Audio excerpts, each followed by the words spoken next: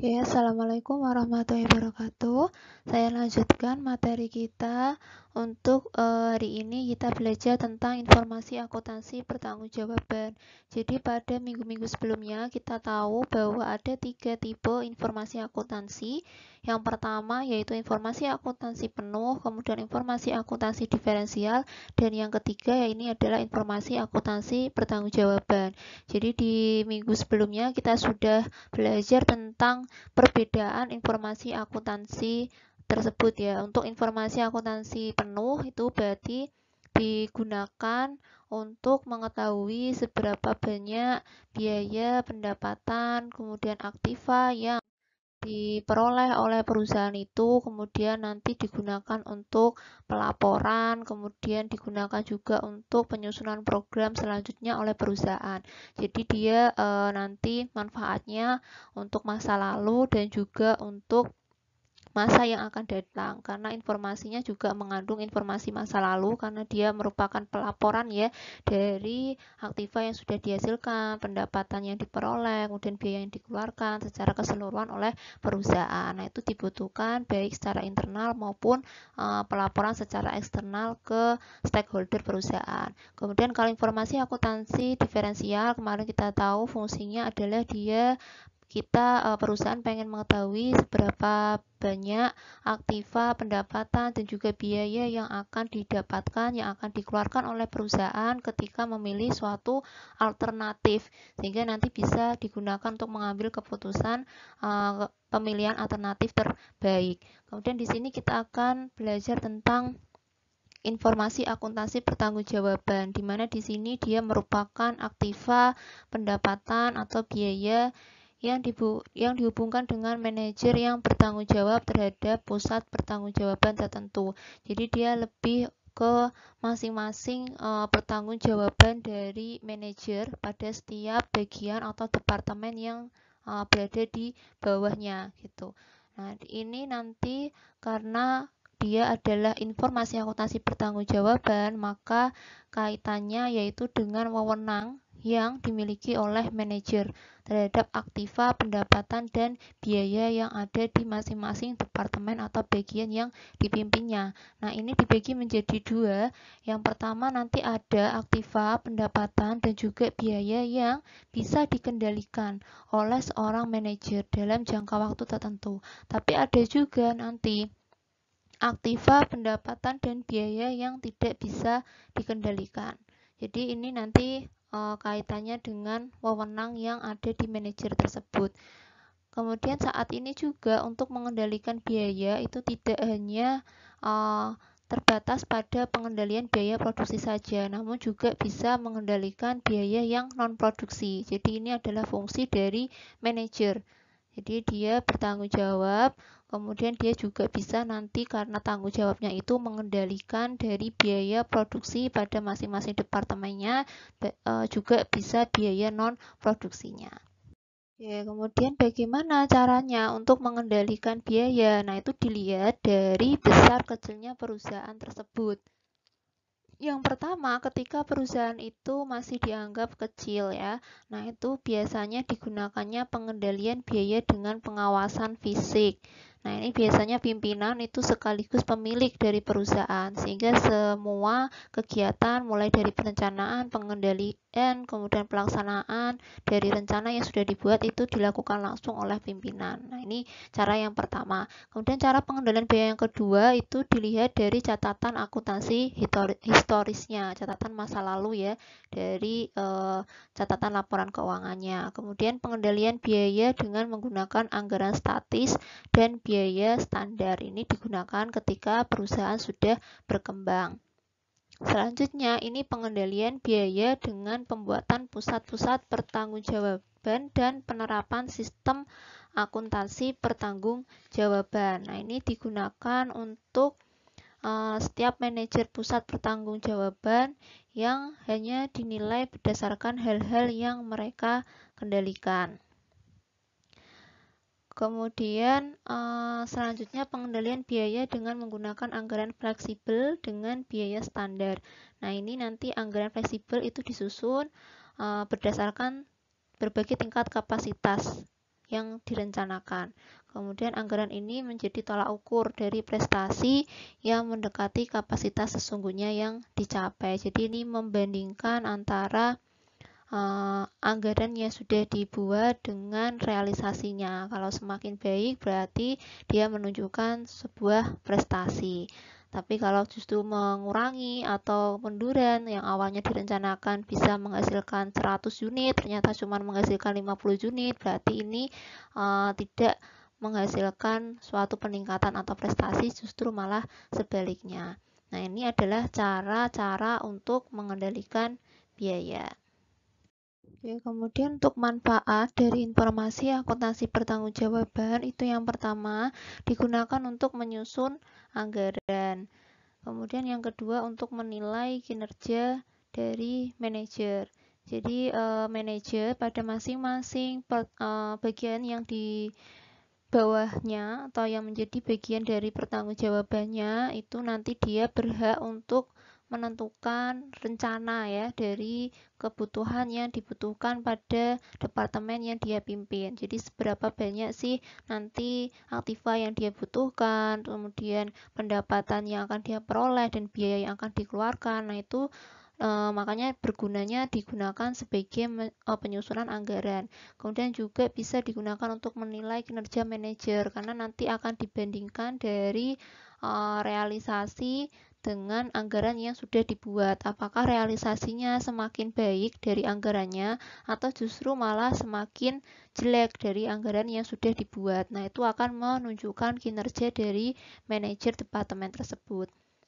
Setelah itu, manfaatnya lagi yaitu nanti bisa digunakan untuk memotivasi manajer dalam menghasilkan kinerja.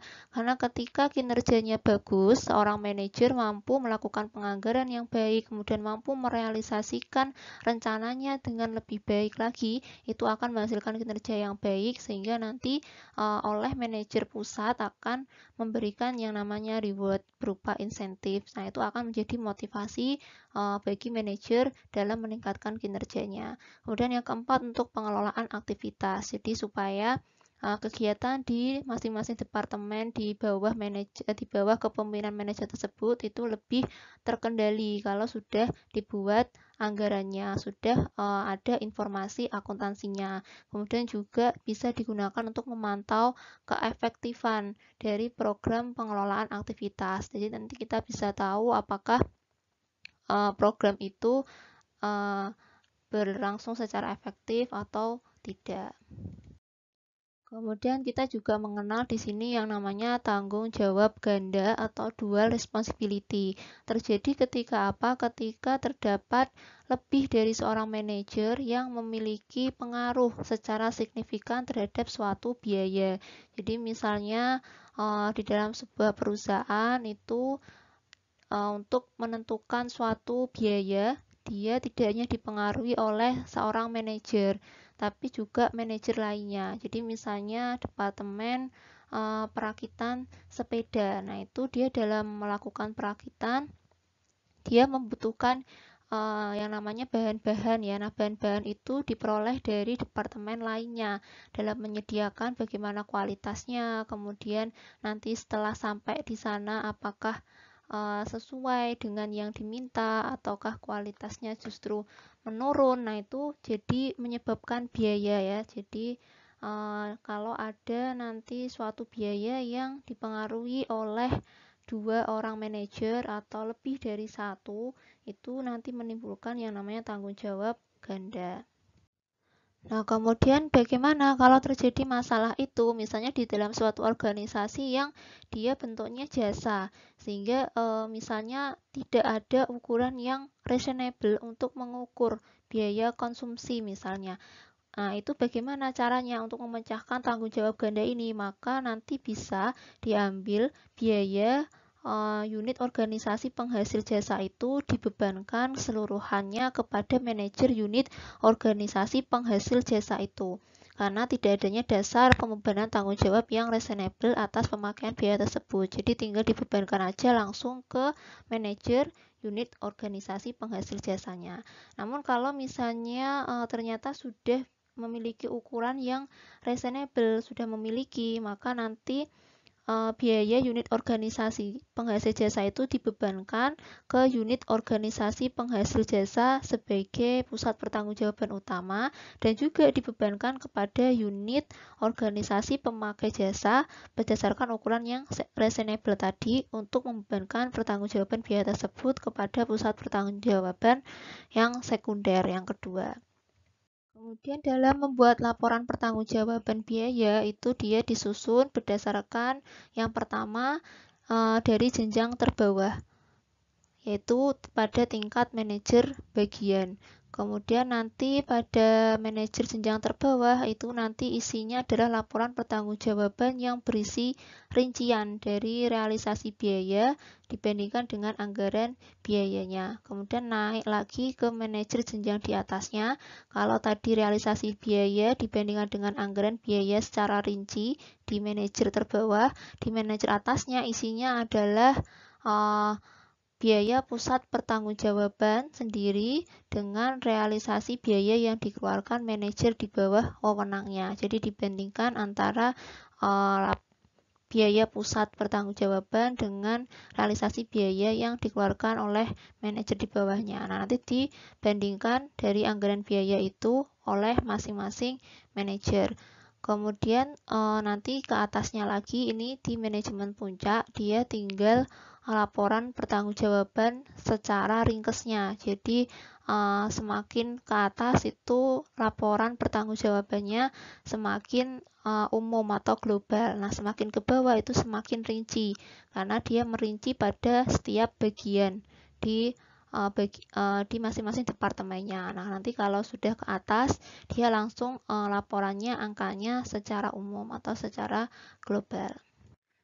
Kemudian dalam menerapkan sistem akuntansi pertanggungjawaban itu dibutuhkan kondisi bahwa anggaran biaya itu nanti disusunnya berdasarkan pusat-pusat pertanggungjawaban. Kemudian penggolongan biaya itu juga disesuaikan dengan yang dapat dikendalikan atau tidak biaya oleh manajemen pusat pertanggungjawaban. Kemudian lagi nanti organisasi itu harus terdiri dari pusat-pusat pertanggungjawaban dan yang memiliki wewenang desentralisasi, yaitu berada di tangan manajemen puncak. Kemudian lagi ada juga nanti kondisi di mana itu tidak cocok bila diterapkan suatu sistem akuntansi pertanggungjawaban. Yaitu ketika apa? Ketika sistem akuntansi itu disesuaikan dengan struktur organisasi. Jadi yang cocok seharusnya sistem akuntansi pertanggungjawaban itu disusun dengan pendekatan top down dari atas ke bawah. Kemudian penggolongan biaya itu disesuaikan tadi ya dengan yang bisa dikendalikan atau tidak oleh manajemen pusat pertanggungjawaban tersebut. Kemudian juga organisasi itu terdiri dari pusat-pusat pertanggungjawaban dan yang memiliki wewenang secara pusat desentralisasi di dalamnya. Kemudian nanti ada juga faktor yang menentukan suatu biaya itu bisa dikendalikan atau tidak oleh seorang manajer pusat pertanggungjawaban, yaitu apa? Yaitu wewenang. Wewenang yang dimiliki oleh manajer pusat pertanggungjawaban yang bersangkutan. Sehingga dari sini kita bisa menyimpulkan bahwa laporan pertanggungjawaban biaya itu apa? Jadi laporan pertanggungjawaban biaya itu nanti isinya adalah rincian perbandingan biaya yang sesungguhnya dengan biaya yang dianggarkan, serta apa saja penyimpangan yang terjadi dari kedua macam biaya tersebut. Nah, nanti itu akan ditunjukkan kepada semua manajer pusat pertanggungjawaban dari berbagai jenjang organisasi.